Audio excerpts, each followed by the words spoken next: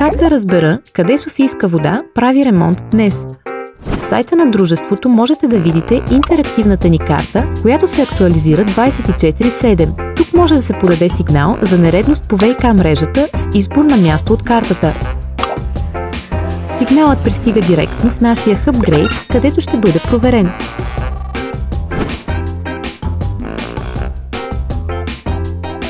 На информационния център са отразени всички текущи и планирани ремонтни дейности на Софийска вода и всички инвестиционни проекти на дружеството.